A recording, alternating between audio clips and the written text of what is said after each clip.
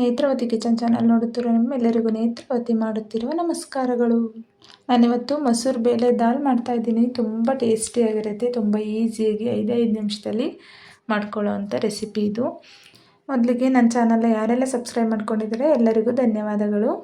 ಬನ್ನಿ ಈ ರೆಸಿಪಿ ಮಾಡೋದಕ್ಕೆ ನಾನೇನೇನೆಲ್ಲ ಇಂಗ್ರೀಡಿಯೆಂಟ್ಸ್ ತೊಗೊಂಡಿದ್ದೀನಿ ಅಂತ ನೋಡೋಣ. ನೋಡಿ, ಇವಾಗ ನಾನು ತೊಗೊಂಡಿರೋ ಇಂಗ್ರೀಡಿಯೆಂಟ್ಸ್ ಅಂದರೆ ಒಂದು ಈರುಳ್ಳಿ ತೊಗೊಂಡಿದ್ದೀನಿ, 2 ಟೊಮೊಟೊ, ರುಚಿಗೆ ತಕ್ಕಷ್ಟು ಉಪ್ಪು, ಸ್ವಲ್ಪ ಕೊತ್ತಂಬರಿ ಸೊಪ್ಪು, ಒಂದು 4 ಟೀ ಸ್ಪೂನು ಅಡುಗೆ ಎಣ್ಣೆ, ಒಂದು 4 ಹಸಿರು ಮೆಣಸಿನ್ಕಾಯಿ ಮತ್ತು ಅಡುಗೆ ಅರಿಶಿನ ಪೌಡ್ರು, ಕರಿಬೇವಿನ ಸೊಪ್ಪು, ಒಂದು ಈರುಳ್ಳಿ, ಒಂದು ಗಡ್ಡೆ ಬೆಳ್ಳುಳ್ಳಿ, 2 ಒಣಮೆಣಸಿನ್ಕಾಯಿ ಮತ್ತು ಸಾಸಿವೆ, ಜೀರಿಗೆ ತಗೊಂಡಿದ್ದೀನಿ.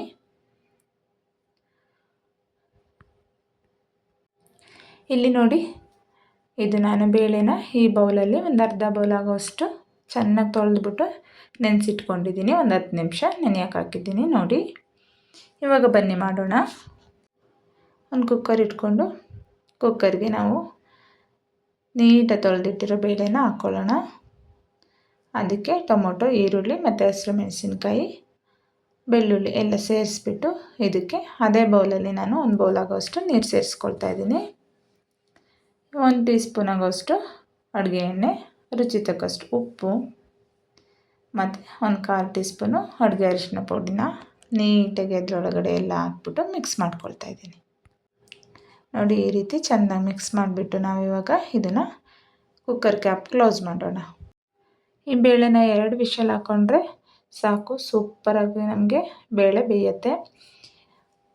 ಇದು ಮಸೂರು ಬೇಳೆ ಬೇಗನೆ ಬೇಯುತ್ತೆ, ಹಾಗಾಗಿ 2 ವಿಷಲ್ ಹಾಕಿದ್ರೆ ತುಂಬ ಚೆನ್ನಾಗಿ ಬೆಂದಿರುತ್ತೆ. ತುಂಬ ಈಸಿಯಾಗಿ ಕೂಡ 5 ನಿಮಿಷದಲ್ಲಿ ರೆಡಿ ಮಾಡ್ಕೊಳ್ಬೋದು.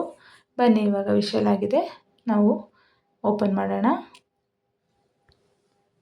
ಬನ್ನಿ, ಇವಾಗ ಎಷ್ಟು ಸಾಫ್ಟಾಗಿ ಬೆಂದಿದೆ ಅಂತ ನೋಡ್ತಾ ಇದ್ದೀರಲ್ವ. ಬೇಳೆ ತುಂಬ ಚೆನ್ನಾಗಿ ಸಾಫ್ಟಾಗಿ ಬೆಂದಿದೆ. 2 ವಿಷಲ್ ಆದರೆ ಸಾಕು, ಜಾಸ್ತಿ ವಿಷಲ್ ಹಾಕಿಸ್ಕೊಳ್ಳೋ ಅವಶ್ಯಕತೆನೇ ಇರೋಲ್ಲ, ಬೇಗನೆ ಬೇಯುತ್ತೆ. ಈ ಮಸೂರು ಬೇಳೆ ಅನ್ನೋದು ತುಂಬ ಟೇಸ್ಟಿಯಾಗಿರುತ್ತೆ. ನೋಡಿ, ಮನೇಲಿ ಒಂದ್ಸಲ ಟ್ರೈ ಮಾಡಿ, ನಿಮಗೆ ಟೇಸ್ಟ್ ಹೇಗಿರುತ್ತೆ ಅಂತ ಗೊತ್ತಾಗುತ್ತೆ. ನೋಡಿ, ಎಷ್ಟು ಚೆನ್ನಾಗಿ ಸಾಫ್ಟಾಗಿ ಬೆಂದಿದೆ ಅಂತ ನೋಡ್ತಾ ಇದ್ದೀರಲ್ವ. ಇವಾಗ ನಾನು ಈ ಬೇಳೆನ ಮಸ್ಕೊಳ್ತೇನೆ. ನೋಡಿ, ಬೇಳೆ ಮಸಿ ತೊಗೊಂಡ್ಬಿಟ್ಟಿದ್ದೀನಿ, ಇವಾಗ ಮಸ್ಕೊಳ್ತಾ ಇದ್ದೀನಿ. ನೋಡಿ, 1-2 ನಿಮಿಷ ಈ ರೀತಿ ಸ್ಮ್ಯಾಶ್ ಮಾಡಿಕೊಂಡ್ರೆ ಸಾಕು, ಸೂಪರಾಗಿ ನಮಗೆ ರೆಡಿ ಆಗುತ್ತೆ. ಬೇಳೆ ಚೆನ್ನಾಗಿ ಬೆಂದಿರೋದ್ರಿಂದ ಬೇಗನೆ ಅದು ಸಾಫ್ಟಾಗಿ ಸ್ಮ್ಯಾಶ್ ಮಾಡಿಕೊಂಡ್ರೆ ಸಾಕು.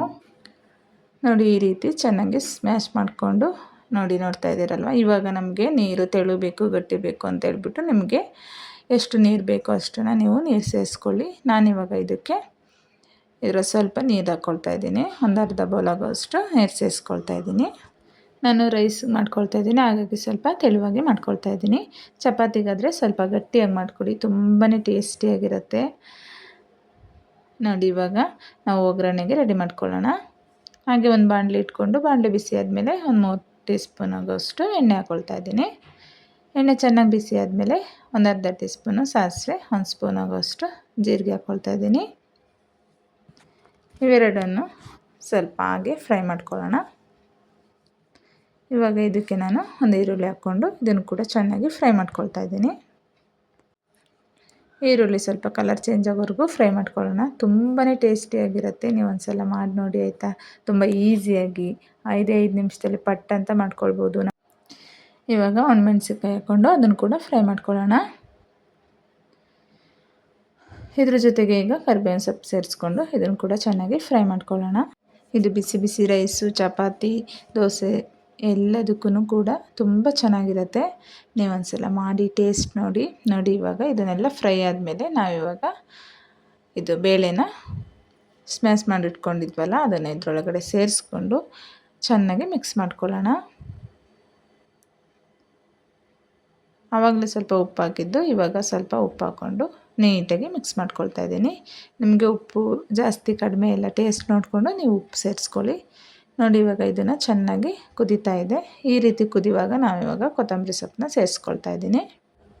ಇದನ್ನು ಚೆನ್ನಾಗಿ ಮಿಕ್ಸ್ ಮಾಡ್ಕೊಳ್ಳೋಣ. ಸೂಪರಾಗಿರೋ ಮೊಸರು ಬೇಳೆ ಡಾಲ್ ರೆಡಿ ಆಯಿತು.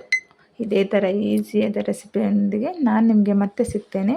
ಈ ರೆಸಿಪಿ ನಿಮಗೆ ಇಷ್ಟ ಆಗ್ತಾಯಿದ್ರೆ ಪ್ಲೀಸ್ ನನ್ನ ಚಾನಲ್ನ ಸಬ್ಸ್ಕ್ರೈಬ್ ಮಾಡಿಕೊಂಡು ಲೈಕ್, ಕಮೆಂಟ್, ಶೇರ್ ಮಾಡಿ ಸಪೋರ್ಟ್ ಮಾಡಿ. ನಿಮ್ಮೆಲ್ಲರ ಸಹಕಾರ ನನ್ನೊಂದಿಗೆ ಯಾವಾಗಲೂ ಹೀಗೆ ಇರಲಿ ಅಂತ ಕೇಳ್ಕೊಳ್ತೀನಿ. Thank you so much for the watching.